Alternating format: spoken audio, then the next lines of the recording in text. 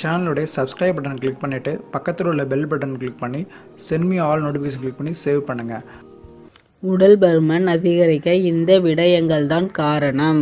சரியாக சாப்பிடாமல் இருப்பது. உங்கள் உடலுக்கு தேவையான கலோரியை தரவிடாமல் குறைவாக சாப்பிட்டால் வளர்சிதை மாற்றம் பாதிக்கப்படும். இதனால் உடல் குறைவதற்கு பதிலாக அதிகரிக்க செய்யும். அதனோடு உடல் களைப்பு, அசதி ஆகியவை உண்டாக இதுதான் காரணம்.